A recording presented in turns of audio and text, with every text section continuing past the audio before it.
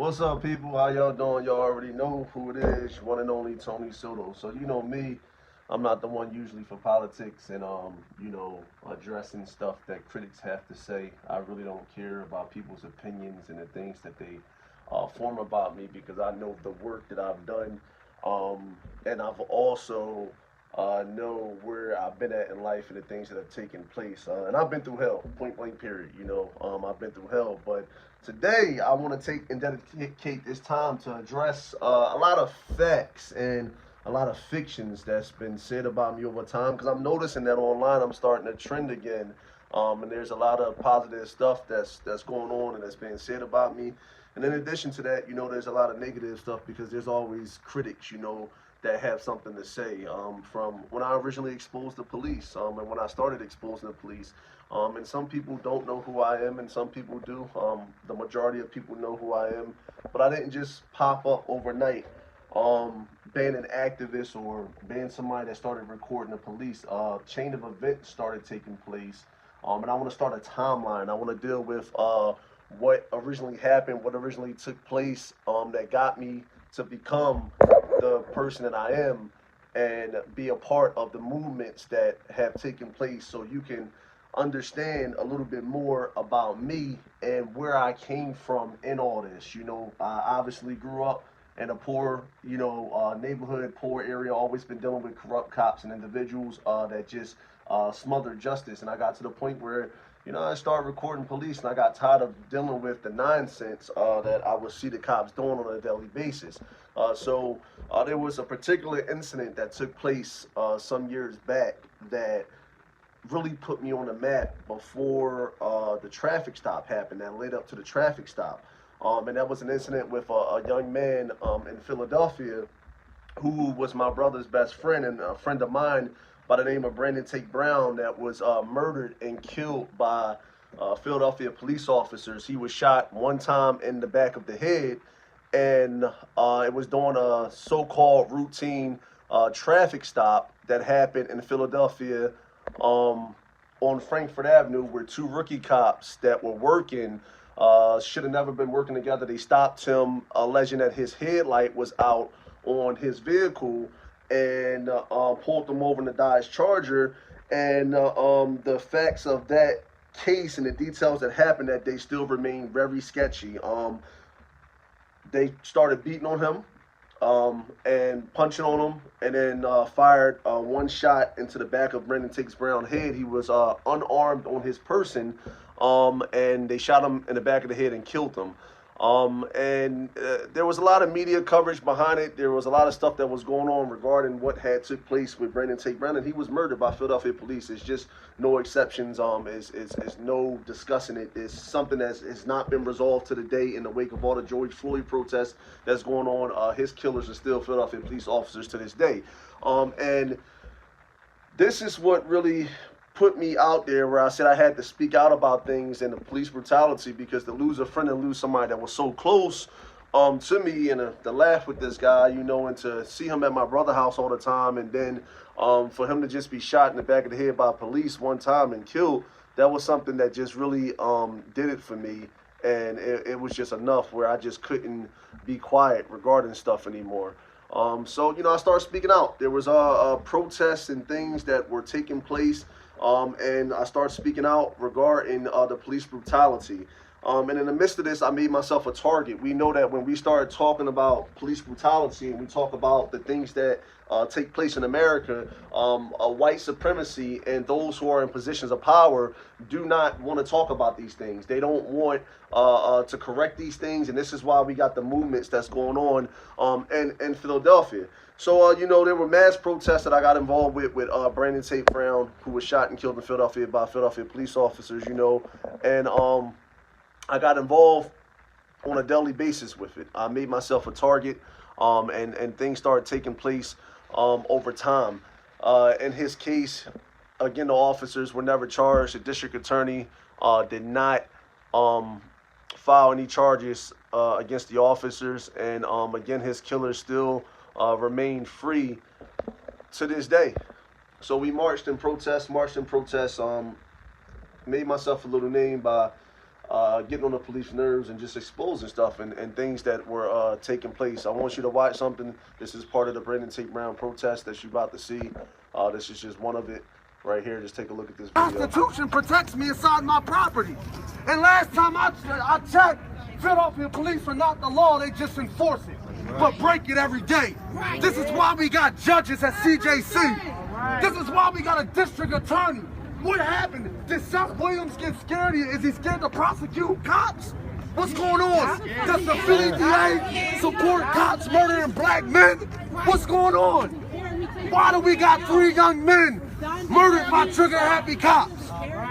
Why is it that the city issued tasers, but every time you turn around, somebody getting shot? Why is it always in the black neighborhoods?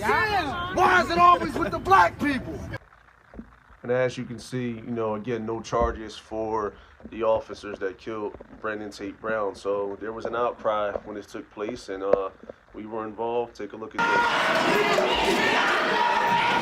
this. A scheduled town hall meeting turned into a raucous confrontation tonight between protesters and police. It happened tonight at the Lawncrest Rec Center as police made 10 arrests.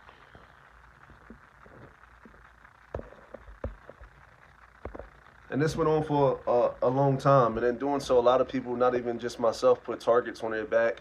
And it's ironic that the Philadelphia District Attorney that refused to file charges would later be indicted and charged with bribery offenses. And I've called him out on his BS plenty of times, and he was one of the main people that put a target on my back in the Philadelphia District Attorney's office, and you know, why I was widespreadly known in the DA's office because you know, he wanted to play top cop and ended up getting arrested himself for fraud charges and bribery charges, in which he just came home on. So that's what happened. You know, I started protesting for Breonna Taylor Brown. You know, I became a part of the movement, and you know, I just refused to stay quiet because there was too much that was going on and taking place in the world, and I just couldn't remain quiet regarding the stuff that was taking place any longer. I'm going to play this last clip for you to take a look at Breonna Taylor Brown's funeral. I merged this in when I was speaking in Washington, D.C. with his sister, so y'all can see. Everything I would do, you were standing there by my side, and now you gon' be with me for the last ride. It's been a long way without you, my friend, and I'll tell you all about it when I see you again. We've come a long way from where we began. Oh, I'll tell you all about it when I see you again. And again, Black Lives Matter, rest in peace to Breonna Taylor Brown. So that was the movement that started in Philadelphia. Brandon, was a lot of people involved, and I didn't stay quiet then. You know, I kept on protesting, I kept on marching, I kept on doing what was right and what I believe was right, because this was something that was trending where cops were killing innocent black men and women and children on a daily basis all over the United States. Before we got into 2020, I had already been saying that police brutality and the issues facing the African American community was a problem. So in doing all this, you know, I drew the attention of some white supremacists, some individuals in the system that can't stand me, and chose to try to assassinate my character. There was an incident that took place and that happened that really went viral, and this is how people got to know me. It was from a traffic stop back in, I believe it was 2015 that it happened. And we're going to take a look at some clips from that real quick and address some things that were never really addressed in that video before. So leading up to this, I had been being followed by the police. I had been being pulled over a lot by the police now because I was very outspoken. I wouldn't keep my mouth closed regarding the things that had taken place and the things that were taking place in America. And a lot of police grew not to like me because I was known to record. You know, I was Tony Soto with the glasses. I'm going to record you. So this particular traffic stop, I get pulled over and exposed this cop, Officer Holloway, for pulling me over, in which I believe I was targeted in this stop. My opinion does not change, in which we all seen the video. He pulls off and leaves me right there. It's like the traffic stop never happened. Now, what I do want to address, and we're going to get there, is the part with this fire marshal badge and the fire marshal ID that people wanted to sit there and say that, oh, I impersonated a fire marshal or I impersonated a cop. So we're going to address and we're going to touch on that. And we're going to deal with some facts. But before we do, let's take a look at the initial traffic stop and take a look at the clip from the traffic stop so we can have an idea of what we're talking about for those who don't know. Your headlights, sir. My headlights, what? What's on my headlights? Your headlight is out. Oh, no, it's not. Both my headlights are on.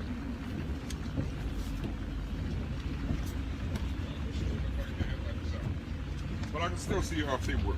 Well, no, you can't. You'll see the temp permit and you'll see my identification, but you won't see the vehicle registration because your traffic stop is invalidated on my turn. No, once I see your paperwork, you don't tell me whether my stop is Well, invalid or not. I'm telling you right now, Officer Holloway. Huh? All right?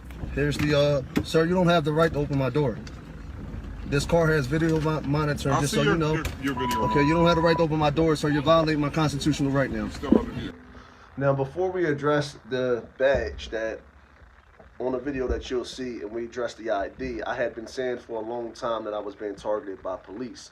And the next clip that you're going to see is the same officer in which down the line stopped my vehicle again and sat in a parking lot and pulled me over. So when you put these videos together, you can start to see the trend of me getting stopped by the police and being targeted by these same cops who originally pulled me over. So I want to show you a clip from that because they were calling me crazy and saying that, oh yeah, you know, there's something wrong with this guy, he's baiting police. But I never baited police. I just spoke out and I was very outspoken about things, and I was targeted by police. I have been saying this from the beginning, and now that we see the climate of the world and what's taking place now, you know, these things are more believable in this day and age. So take a look at this. This is from another traffic stop that was down the line after this one. This is the officer right here from March 25th who originally stopped my car.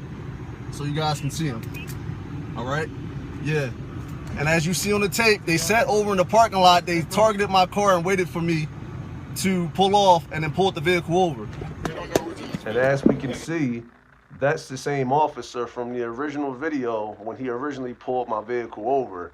And in that video clip we just watched, he said that he didn't know who was in the car, but that's a lie because we take a look at this before I got into the vehicle, and this same officer is sitting across the street. All right, so I just got back in from the Brennington conference, but I want to show y'all something because there's a lot of cops out here watching me, right? And so people don't think that I'm paranoid and stuff. I just stepped in my car, but look at this cop. I gotta turn my other camera. See him sitting right over there. Okay. Don't be surprised if I pull off and they jump behind me. Just so people can see for yourself. And that's the same officer, all right?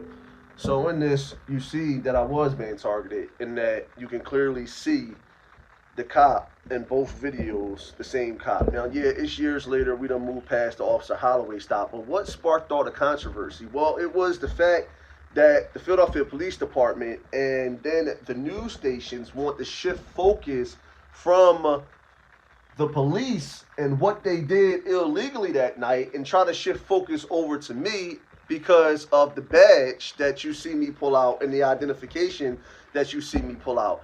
And I want you to pay attention very carefully to this clip because it was widespread that I impersonated a fire marshal and all this other stuff that happened and took place. And I identified myself to this cop as a fire marshal, but I never identified myself to the police officer as a fire marshal. He wasn't even by the vehicle after I reached for my driver's license. He was actually in the front of the vehicle at the time when I went in my wallet to reach for my driver's license. Now, some might say, why did you have a badge? Why did you have identification? Well, it was clear. Okay, I'm an activist at the time that the situation happened and took place. So my intent was to prove that individuals with badges get treated different and have extra rights. But we never got there in that stop because if you notice that the badge and the identification was flashed to the camera and it was not flashed directly to the officer. So I never identified myself as a fire marshal to anyone or even to the cop. So I want you to take a look at this video clip and I want you to see the widespread controversy that started them trying to assassinate my character. In which I wish it never happened, but it happened. Can I reach for my license? You can reach for your license. Thank you. All right. Here is My driver's license, this is number 1, all right? Fire marshal identification, that's number 2. And badge to go with it, all right? And I'm requesting this. And so there you have it. So that was the key that they used to focus on all these negative videos on me and try to bring up my past, in which there were situations where I was charged with this same charge in which they could never receive a conviction, but people don't know the circumstances and the situation behind it. So this is why I'm addressing all the facts now behind this. So I never identified myself directly to this officer as a public servant. The badge was used in the video, and it was intentionally going to be used as an act of activism to show that individuals with badges get treated differently than the average individual who's not a member of any kind of department or does not have a badge. Okay, so they went off this to try to assassinate my character, you know, but I bounced back from that. I moved forward from that. They made many attempts to try to assassinate my character. It did not work. Time and time again, video after video was made, and people had so much to say about Tony Soto regarding the incident that had took place. For the Philadelphia District Attorney's Office says Soto was unlikely to face charges for flashing the badge because of a quirk in Pennsylvania law. People who flash badges can be charged with impersonating a public servant only if they receive some benefit from doing so. Soto declined to discuss the badge, saying it was a distraction from what he called the real issue, which he says is this officer making a traffic stop and violating an individual's rights. And then that, you know, I play these video clips because, you know, there was so much publicity put out about that where they tried to shift focus from the police department and then put focus onto me and my character to try to discredit me, because at the time you have to remember that I had a strong following of people and the movement was strong and people who were listening to what I was saying, and as they listen to what I say currently today regarding the events in the world and the things that are taking place. Now I want to show you something else. I want you to take a look at this, and this really nails it right here regarding that video, so we can put the nail in the casket regarding that video where the officer's actions was wrong, and in which what I did, they tried to focus on to try to crucify me, and it did not work. If you know Pennsylvania law, and if you know anything about Pennsylvania law, all right, that is not impersonating a public servant, because I did not identify myself to him as a fire marshal. It was to the camera. You've seen the clips, watch the video. Now listen to Philadelphia this. Police Department released a statement claiming that the officers did nothing wrong and questioned the validity of Mr. Soto's window tint medical exemption. Overall, Officer Holloway and the Philadelphia Police Department get an F for illegally detaining Mr. Soto after he dispelled the officer's probable cause, and for abandoning the traffic stop without any explanation or due diligence. The irregular and unprofessional nature of Officer Holloway's conduct cannot be understated, and the fact that the Philadelphia Police Department defended his actions is disturbing. In early 2015, the Fraternal Order of Police posted an alert warning officers and civilians that Mr. Soto was a quote-unquote fraud who attempted to bait police into misconduct, adding merit to the notion that this interaction was a pretextual stop. Either way, Officer Holloway's conduct was inexcusable and most likely illegal, and no department should condone such behavior from. And in this incident, I was not arrested because what happened and took place was not a crime. The cop should have actually been arrested. He was not arrested. We moved past this, and that was so. I just wanted to nail the nail in the coffin on that video, and the critics that continually run their mouths regarding that video and what had taken place in that specific traffic stop. So yes, I made a name for myself, recording the police, exposing the deeds, the ill, nasty, dirty deeds of the police, and people had a problem with that. If you notice too, I want to focus on something else as well, is that I never was the one back then to say F the police. I always was neutral because I understood at the time, from having family members who work in law enforcement and individuals that I know who work in law enforcement that support me, I would never actually say out my mouth, F the police. That came years later when I realized that, you know, if there are good cops that are so-called involved in the system, then they need to be speaking up and saying what's right and what's wrong regarding the actions of their partners and the things that's taking place. One individual who played a big part in trying to destroy my character was the police president, John McNespy, who doesn't even support the district attorney, but he has a major influence over the Philadelphia police officers, some of which who like him and some of which who do not like him. And he played a major part in trying to assassinate my character. He actually, like you heard in the video, had issued something on their website regarding me, and cropped the picture out from 2 Philadelphia police officers that I had took a picture with, and then put me up on the website. And this guy's he's ignorant. He needs to resign immediately.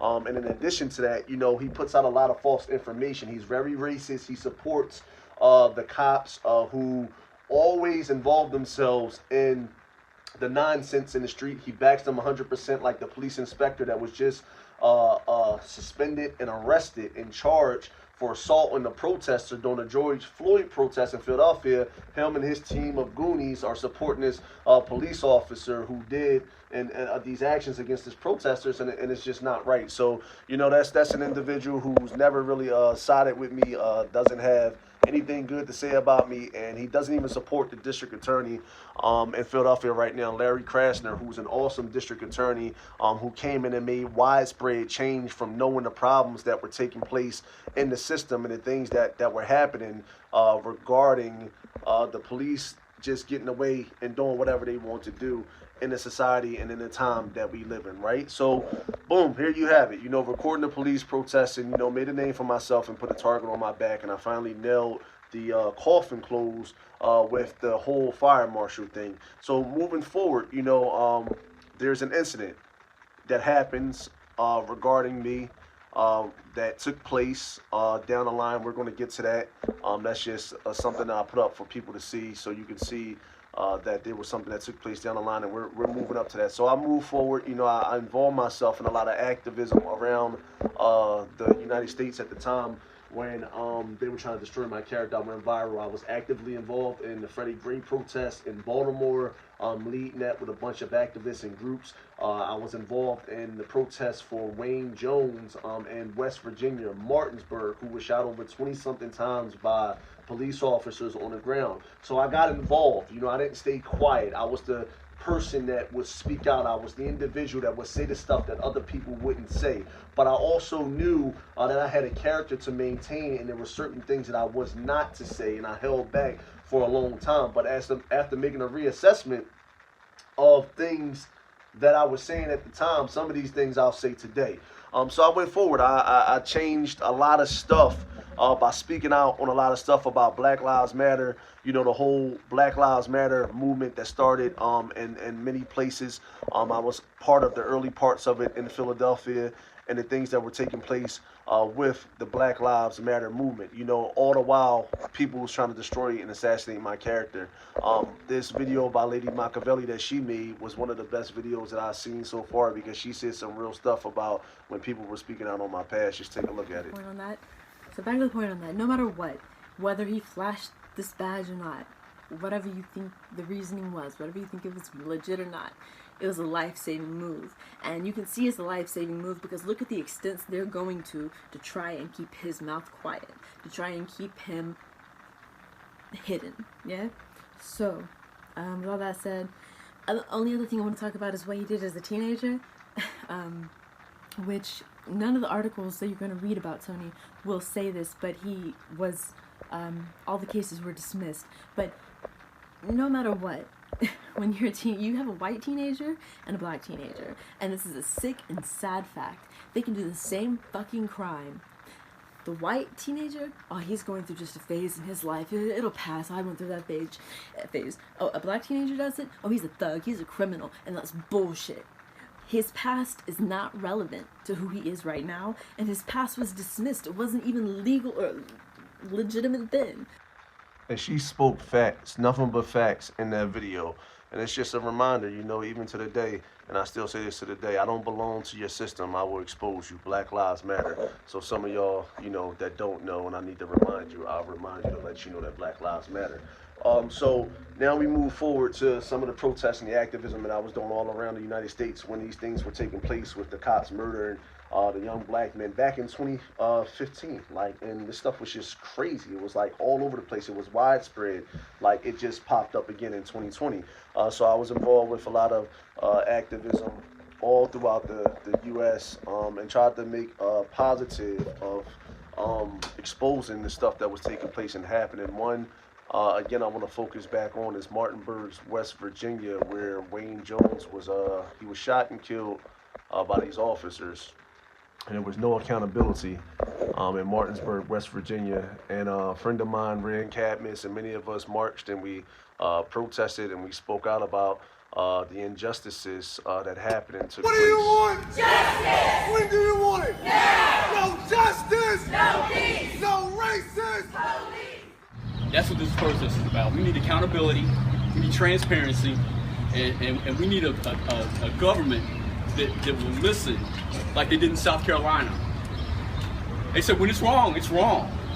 Truth to power. We need Marilyn Mosby said it. Yeah. Yep. If you're into brutality, if you're into racism, we don't want you. Rest in peace to Wayne Jones, Black Lives Matter. So for people that didn't know, I was always involved. I was involved before there was mass groups and protests that took place and happened.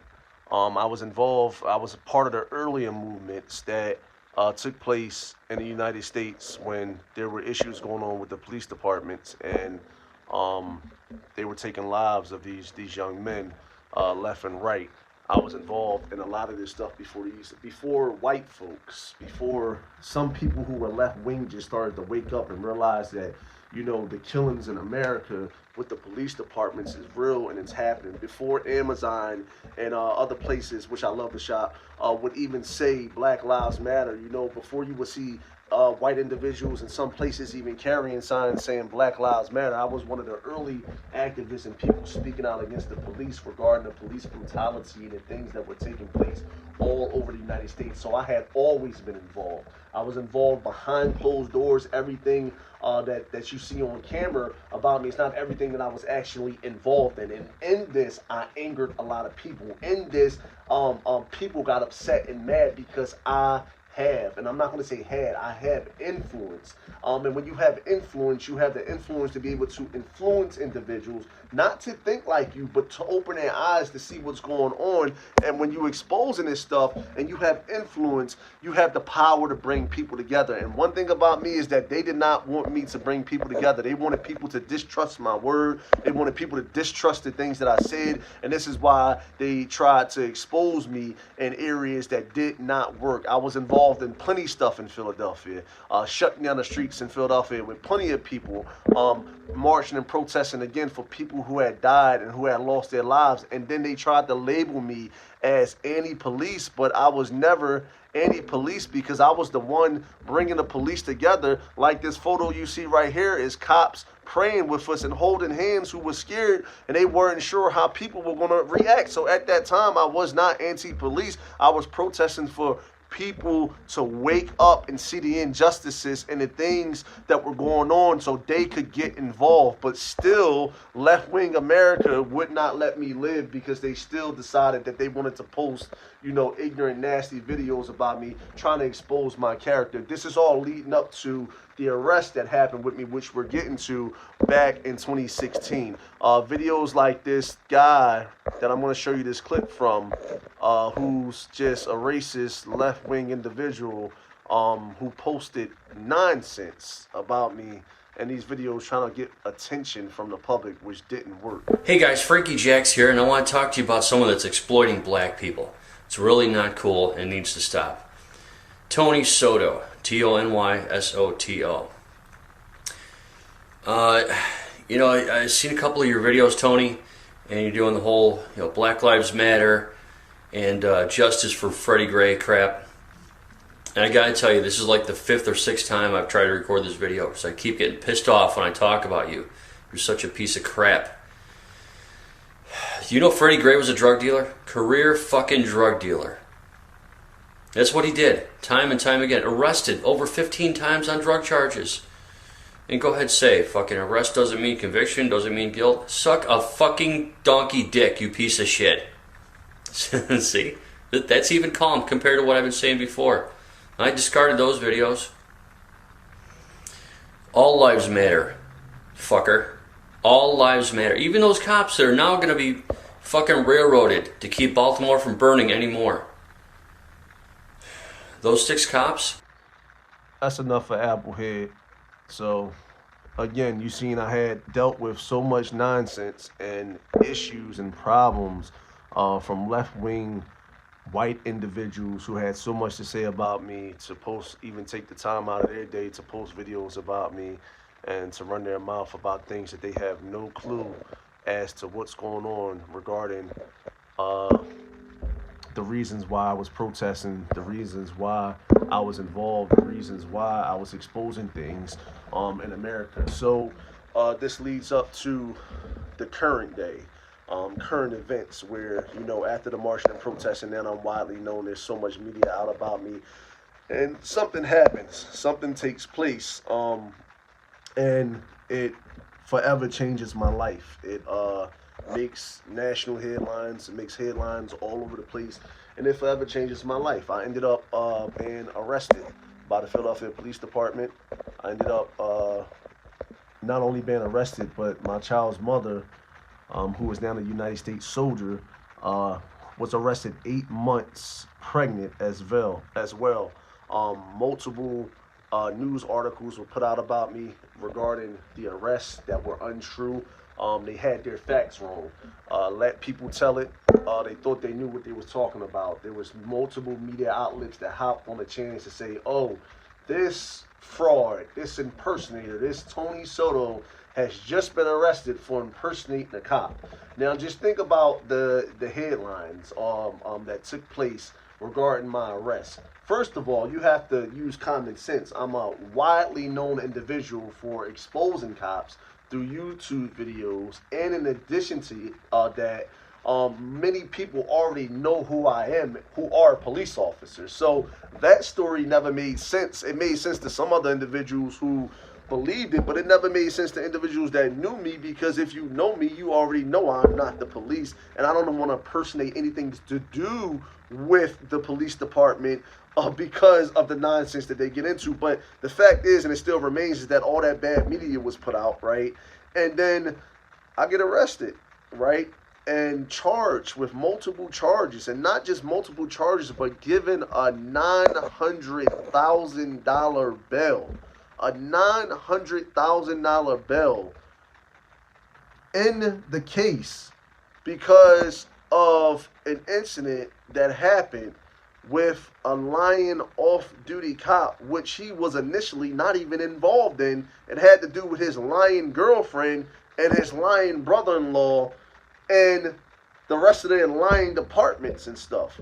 But people hopped on a news article so quick. But there were people who didn't believe that stuff, and there were people who understood that they were lying from the beginning because of what I was doing and the activism that was taking place. You give the mother of my child, who is now my wife, a $500,000 bail, and she's never been in trouble with the system before, never been arrested before, and you send her to RCF, Riverside Correctional Facility, 8.5 months pregnant, almost 9 months pregnant. And this was all retaliation to try to get back at me for the stuff that I had exposed and the stuff I had did. And then at the time, let's not forget my mother, who was fighting stage 4 cancer at the time. Let's not forget her, who was fighting stage 4 cancer at the time, and eventually ended up dying while I was incarcerated. 6 months into the incarceration of me sitting in CFCF on State Road, ended up dying. And it was mental torture for me to watch, to listen to my mother die over a phone and not be able to go to her funeral, not be able to say goodbye, not be able to hug her one last time. But this is what the system wanted. They wanted to break me mentally. They wanted to break me as a person. They wanted people to believe the lies and to stop following me and just forget about me. And in a lot of areas, it worked for a lot of people. A lot of people forgot about me. A lot of people did nothing for me. But thank God, through blessings, and thank God because of the generous hearts of two individuals that was a couple that I never met to this day. I'm just going to say their name. Thank God for Cindy and Dave, who God moved on their heart and changed the game for me, because they came into my life during this incarceration and were able to help in areas that a lot of people were not able to help in. Thank God for Rand Cadmans and Peter Bowers and Louis Savino, who was my attorney, and the many other individuals who never gave up and seen through the BS and continue to expose it. But, you know, most importantly, like I say, thank God to my mother, because she was a strong black woman, and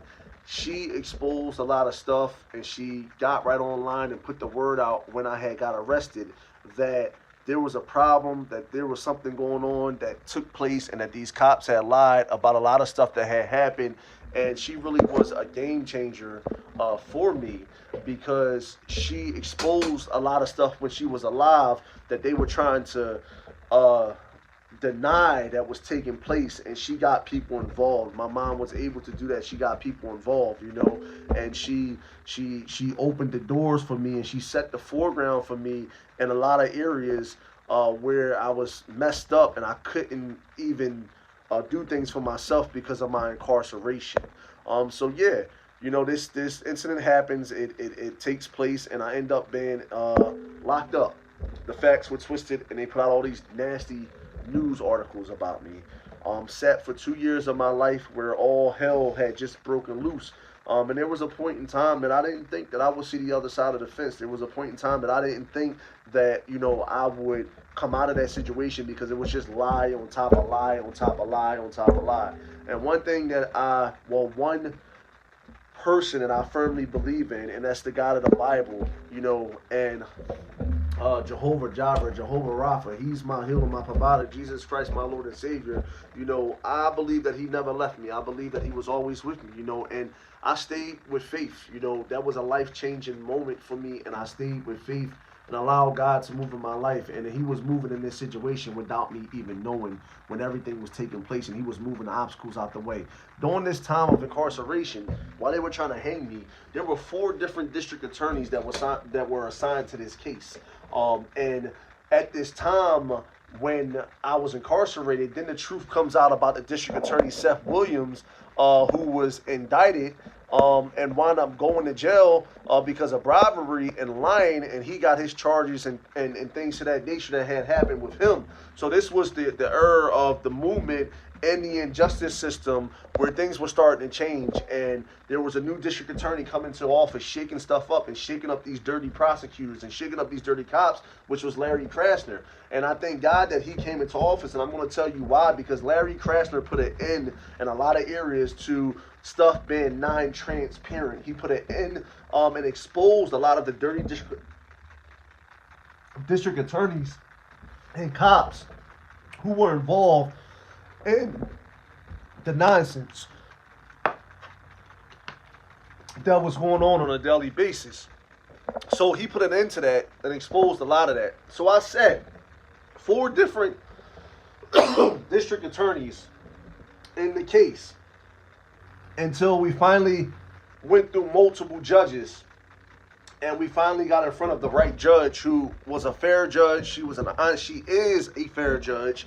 She is an honest judge. And when the case got before her, she knew something was wrong with the case immediately. She knew that what was being said in the case just didn't add up. She knew that the details of the case were sketchy, that it didn't make sense, that I had been sitting in jail for too long, and that things had to change within the case. So she got to the bottom of the case. She got to the root and the problem of the case, and she was fair on both sides. And this judge's name is Roxanne Covington, and she addressed a lot of the problems with the case on the record.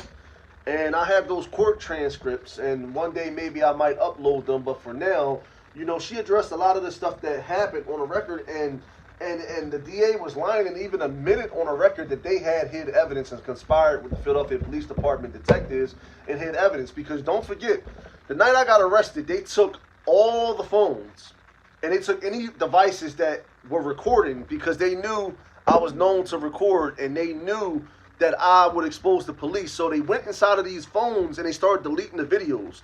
They started deleting the truth. And they let the media run with this stuff to throw slander on my name and the mother of my child's name at this time. And they deleted the videos out the phones because they knew the videos exposed them and the lying stuff that was taking place when it happened, the night that they had arrested me. But where they made a mistake at is that they took my mother's phone who had nothing to do with the case. And one, you cannot take a person's phone who has nothing to do with a case and try to use that phone as evidence against an individual who has been criminally charged in a matter. In addition to that, I had already been sitting in jail way too long for 2 years without a trial. So there were a lot of things that were dealt with at this hearing. There was a lot of things that the defense attorneys exposed and dealt with at the hearing and put out there, and the DA just came with lie after lie after lie after lie, lie after lie after lie in my case. And the judge heard the argument. She heard what was being said, and then she finally addressed the matter. And when she addressed the matter, it was a brighter day for me and my family and everyone else. This judge called us back in for a hearing, and she dismissed all charges in the case with prejudice. She dismissed them in the manner with the mother of my child. She dismissed the charges. This is the court document that you're looking at. She dismissed the charges in my case first with prejudice on a Rule 600 because I had sat in jail for too long without a trial. That was the sole ground of the dismissal. And I believe that the second ground of the dismissal was because of all the stuff that had happened along the time that I had been locked up and all the lies that was told and everything that had taken place. But the main grounds was this right here, because I had sat in jail for too long. And see, the news medias won't show you this. They won't show you what happened after the case. They won't show you what took place and what really happened with Tony Soto after I was arrested, after me and my wife were arrested at the time. They won't give you an update regarding the things that had taken place in this case when they had locked me up, my wife up, and her being 8.5 months pregnant. They won't tell y'all the truth, but here you are looking at it for yourself. You see the actual court documents, and you see where the charges had been dismissed with prejudice. And of course, once the charges were dismissed, they came with a last-minute flim-fling to recharge me with something totally different that they sat on for 2 years, in which they didn't have no winning net, and I beat that case as well, and I ended up coming home. During the time that I was locked up, during the time that I was arrested, my son was born. 2 years out of my life taken from me. They thought they had broken me mentally. 2 years out of my life, you know, that was complete horror story. It was complete hell. But because I had been saying Black Lives Matter, and because I was one of the original individuals who went out here and exposed the deeds of these dirty cops and the individuals who were doing things they weren't supposed to be doing, because I am an individual with a voice. It's the reason why they wanted to try to silence me and shut me up, because they didn't want people to believe a word that came out my mouth. They didn't want people to believe the things that I was saying about the police departments and the corruption and the injustice. And people that's been following my page for so long know all these things. They know the things I've been saying since 2014 and back in 2013. This is nothing new. So the judge, Roxanne Covington, Honorable Judge Roxanne Covington, dismissed all charges with prejudice. She dismissed all charges with prejudice in the matter, and I ended up coming home. Now, you would think after I came home, you would think that after I got out and the charges were dismissed, that there would be some kind of follow-up news article saying that this man was cleared of all charges. He was exonerated. His wife was exonerated. But no, there wasn't no follow-up articles. There wasn't no new media regarding me or nothing like that. They let me come home silently because they were embarrassed. They didn't want people to know I was home. They didn't want people to know that they had messed up, because they tried so hard to condemn me. They tried so hard to bury us, and they went to great measures and great lengths to try to end my life and put me in the dirt. And they did bury me. They put me down. They put me under, right? But they didn't know I was a seed.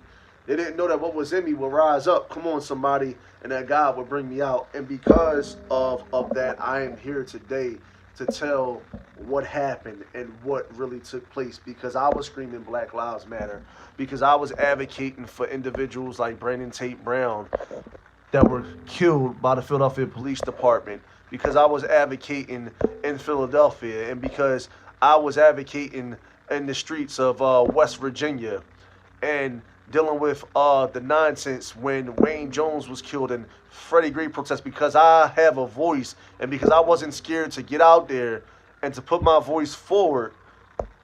This is the reason why I ended up getting locked up, and there's so much hate that's been directed towards me. There's so much hate that's been coming my way because I chose to get out and make a difference and to make a change before these mass movements even started, because I was a part of the original movements screaming Black Lives Matter and reminding people that I don't belong to your system, that I will expose you and I will expose the injustices that take place in your system, and I won't keep my mouth closed regarding these things. And of course, we had individuals like this guy who just would not let up and still wanted to make videos and post about it. Jack's here, and I got one thing to say to all the Tony Soto supporters.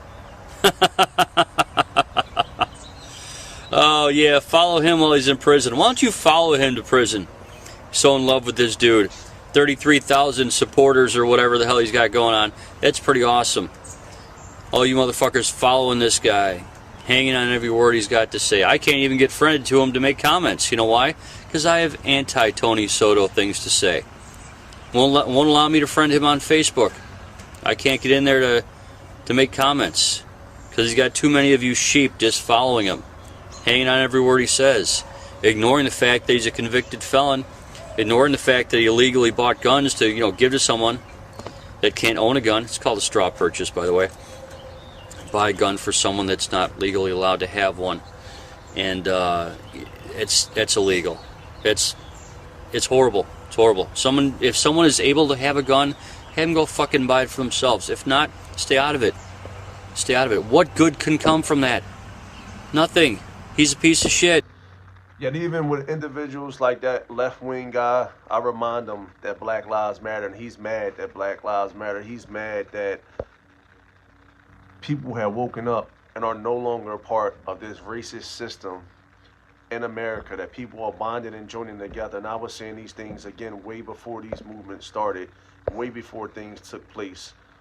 So I come home, and of course, it's quietly, because they don't want people to know what's going on with me. And I remained quiet for a long time. I did things off camera, activism and protesting and things off camera, because everything didn't need to be on camera, because of course there will always remain a target on my back. Of course, people will always make videos about Tony Soto. Of course, people will always be stuck on me because I was the individual who spoke out and chose not to keep my mouth closed. The fact is that I changed the game. I opened up the eyes of a lot of people that didn't know what was going on with a lot of things. And now when you go back on my videos 5 years later and the stuff that I was saying when I had the march and protest with 4 or 5 or 7 people and not groups of people, you start to see that the things I was saying back in 2013, 14, and 15 are as true then as they are now, when you see white America rising up against black people. And not just in police departments, but in the system of injustice. And not just in the system of injustice, but in neighborhoods that people live in. And not just neighborhoods that people live in all over the United States of America. You see the nonsense happening and taking place. And it proves that people who came beforehand, even prior dated to me, activists that was prior to me, and individuals all the way back to Dr. Luther King that exposed the injustices, the racism, and the corruptness, it goes to show the truth about the kind of America that we live in, and these things have been going on forever, and I just remind people yet again, I want you to take a look at this. Black Lives Matter. Black Lives Matter, and they always gonna matter, and I've been saying it from the beginning, and I do not belong to your system.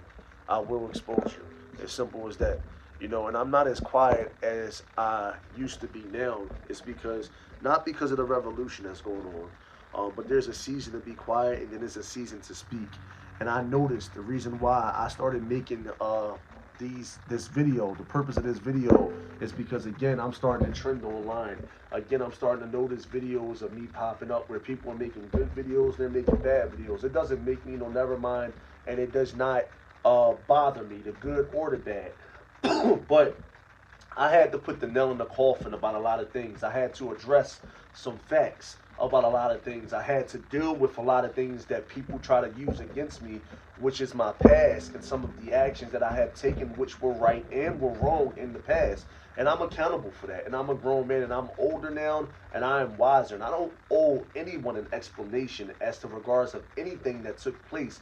But I had to address it for the purposes of moving forward in the direction that I'm going to be moving, in the direction that God has taken me in life, and how I'm going to be dealing with people, situations, and things. And this is why I had to address it and lay the facts out on the table, so the facts can always be solid, because everybody drew their conclusions as to what happened at that initial traffic stop when I got pulled over with 10. Everyone drew their conclusions as to what happened and took place when I was arrested by the Philadelphia Police Department back in 2016, and all the charges were dismissed against me with prejudice, and there was no news articles about Tony Soto ever coming home or the charges being dismissed with prejudice. It was just all criticism from the time that I was locked up, but everybody wanted to cower in the corner when I came home, like, oh, Tony Soto was home, he gonna start exposing stuff all over again. They didn't want y'all to know the truth about me and what happened. So I dealt with that during this long video to expose that and to deal with it in a concrete manner.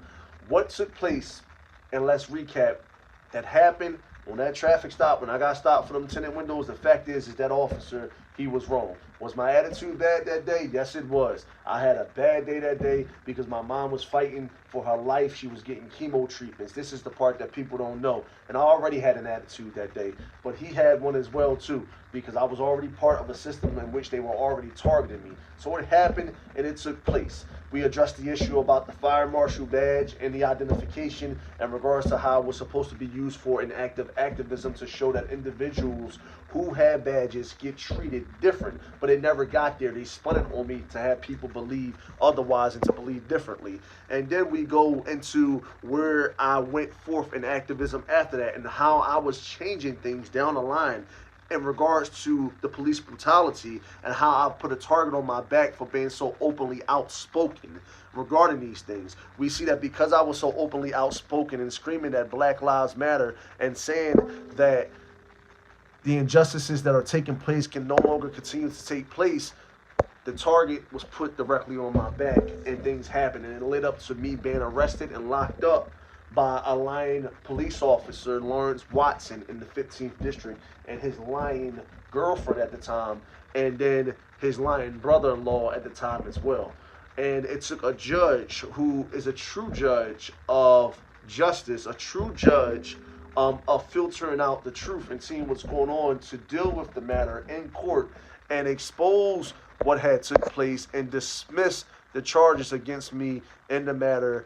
And here's the docket sheets one more time for everyone and for the critics, because you can't find these online. For some reason, they've been taken down off a line. You can't find the dockets even saying that the charges were even dismissed. So this stuff is taken down offline. And yes, you know, we all have a past. We all have been through things in life, and I have a past. There's no secret that I've been to federal prison and I've done federal time for things that have happened when I was 18, 17, and 18 years old. I am 33 years old now. There's no secret that some things have happened in my life in which I had no control over, and I was oppressed by a system in which I could not win a lot of times. So I had to take a deal regarding a case where I was charged with impersonating a public servant, but because I was already doing federal time at 19 years old, and I wanted to come home, I had to actually plead guilty, in which I was not guilty in the case. I had to plead guilty because anyone that has been locked up and knows this, that if you lose the case, you get more time. And I would have had to max out a federal sentence at that time. So I had already been doing good. I was trying to come home to my family, and I had to plead guilty in that. Meek Mill himself addressed the problems of the systematic racism and the things that take place, and which happened to him. Everybody thought Meek Mills was guilty. They thought that he actually had a gun and he pulled it on a cop. But that wasn't the truth. That's not what happened. So the only thing they only got on my record with me that they could say, oh, he impersonated a public servant, which I didn't, okay, is a time from my past, my very past, okay, that I had to plead guilty because I was already in federal custody for a different incident, okay, and I would have had to max the time out in federal custody if I wouldn't have took the plea deal, because we know the Philadelphia system, that's what they do. They get you to take deals, so they don't have to fight the case in court, and that's what took place and happened. Other than that, they charged me multiple times, because they were so stuck on trying to get an actual conviction out of me in court through a trial with impersonating the public servant when they were wrong. And even a judge ruled in Philadelphia court rulings that the things that I say and some of the things that they allege and accuse me of doing is not impersonating the public servant. You have to look up the statute and know what that is. You are impersonating the public servant when you take action against an individual or you identify yourself as a public servant and receive benefit from it. That's when you're impersonating the public servant. People can lie, all right? And there's times in my life in which I told lies, okay? And I wasn't always truthful, and I think that's with everyone. You get what I'm saying? And people can lie. To lie and say that you're somebody that you're not without receiving benefit from it is not a crime. And a lot of this stuff is need to expose the statutes and the laws in the system, because people get locked up for stuff every day that's not actual a crime, although it looks like a crime in another person's eyes. So let's just expose that, and let's just talk about that for 1 second before we move forward. It's not actually a crime. You have people who identify themselves, and not saying that I do this on a regular basis or I even do it at all, because anything that I've done, let's set the record straight, all right, is to expose a greater problem in the system. But people identify as males and females every day, and it's accepted in society, and it's damaging to our children and the lives of other people. But then people want to say that someone has impersonated a cop or impersonated this person. In order to do that, you have to actually impersonate that person, and the individual that you're identifying yourself to has to be victimized, and you have to receive some kind of benefit from it. So you have to read up on the law, and it's just that simple. So that nails that part in the coffin, as to what took place in my past and my history. Yeah, I come from the projects. Yes, I have not always been an angel, but I am no longer in those places anymore. And I am not the person that I was growing up in some areas. And some of you better be lucky that I'm not the person that I was growing up, because it will be a problem, because I was a hellraiser and I was a lawbreaker, and I was a problem that some of you couldn't even stand face to face and last in the ring with me for 5 minutes. So we just had to address those facts, and I just had to put it out there and put that on paper and put that on a record to set things straight. My life has been a living hell all the way up into the time that I came home. The devastation and the things that took place and happened with my mother is unforgivable. I live with that pain every single day, and I deal with it every single day, because she was a great woman and she always believed in me and knew that one day that I would be free again. And that day is 2 years later today. She knew that I would change the world in a lot of places. She knew that I would be able to unite people and change the corrupt thinking of some individuals who do the stuff that they do. My mom knew that I had influence over people. She knew that I had influence over any people that I would have interactions with in a positive way.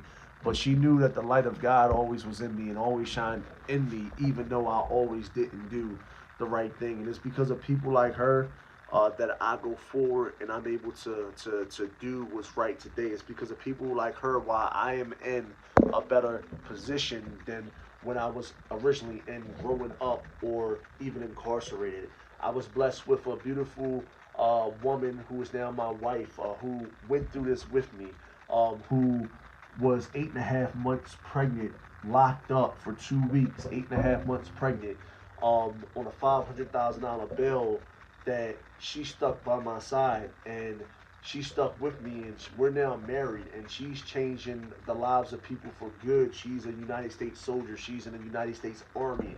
I'm very proud of her. You know, we live a rather quiet life now. You know, people see me, they know who I am. People see me, they still speak bad about me. But for those people that run your mouths, you know, I always know and I always will know that you are left-wing white supremacists, that you support the injustices in America, that you will not say that Black Lives Matter. You will not say that some officials are corrupt and the things that they do. You will always support the thin blue line, and you will always believe that the actions of a bad cop is good in your eyes because of your racist, simple-minded, stupid thinking. You always will support individuals and agree with individuals. Jack's here, and I got this one thing guy to say to all the speaking Tony right Soto. now. You will always be a part of the problem in America and the injustices in America until you change your way of thinking about people and stop filtering out the truth even though it's right in front of your face. You will always have that corrupt thinking until you open your eyes and see that this could be your child or your daughter or your wife or your friend that's being murdered. You will always be part of the systematic racism that takes place in the United States of America until you change your way of thinking. And you always will have a problem with black and brown people of color in America because someone taught you systematic racism and you're teaching it to your children.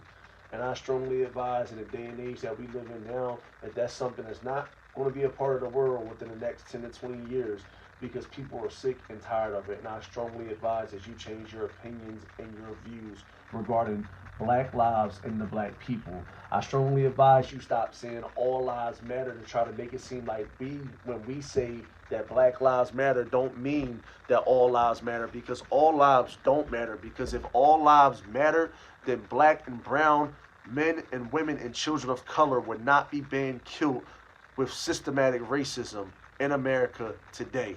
They would not be being hung from trees. They would not be being shot and murdered by police if all lives mattered. They would not be being prejudiced in a court system of injustice if all lives matter. So if all lives matter, how can you explain the racist discrimination that you engage in on a daily basis with your peers? How can you explain the hate that's in your heart for activists and individuals like me who have went on the foregrounds to change stuff in America today? How can you explain and justify the actions of a corrupt police officers when they sit on the neck of an individual who is already handcuffed, laying on the ground, and squeeze the very life out of this man? How can you justify a young man being shot in the back of the head one time by a bullet from a rookie police officer? You cannot justify these things. How can you justify the beating and the death of Freddie Gray? You cannot justify these things. But I'm going to tell you something. Because people like myself who are relentless and have stopped at nothing to get justice and have continued to expose the nonsense in these states that have taken place, things are starting to change.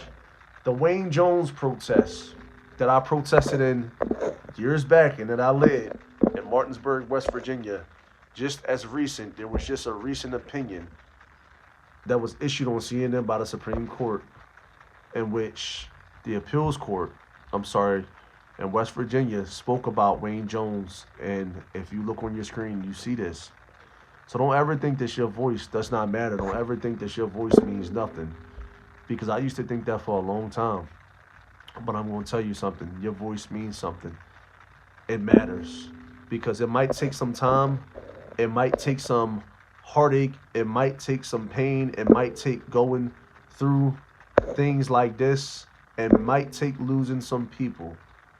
But in the end, the truth will come out. In the end, the charges will get dismissed.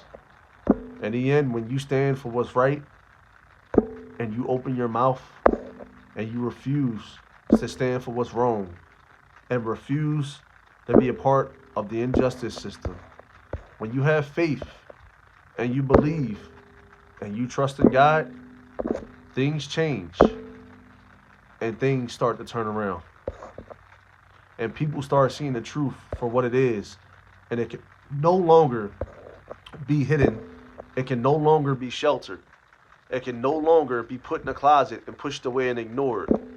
That very truth that people have been trying to expose for so long will eventually come to light, and that truth will change the lives of so many people once they open their eyes and they see it.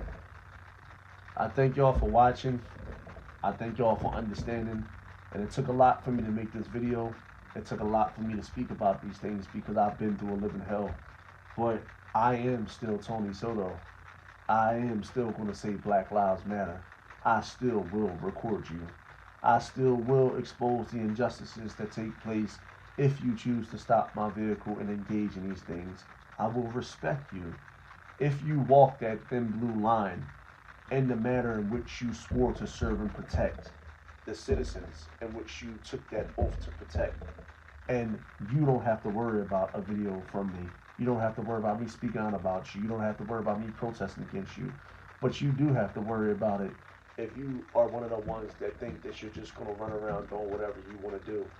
If you're one of the ones that think that you silenced me, no, you did not silence me. You only made me stronger. You only made me into the man that I am today. You only made me understand things a little bit more and be fearless in the fight for injustices.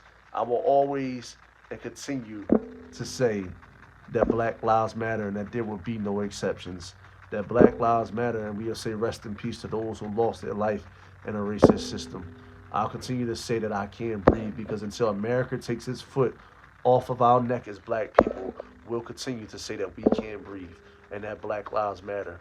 We'll continue to say that we don't belong to your racist system and we'll expose it. We'll continue to stand up in the face of injustices and we will continue to fight in this fight of justice against the injustices that plague America.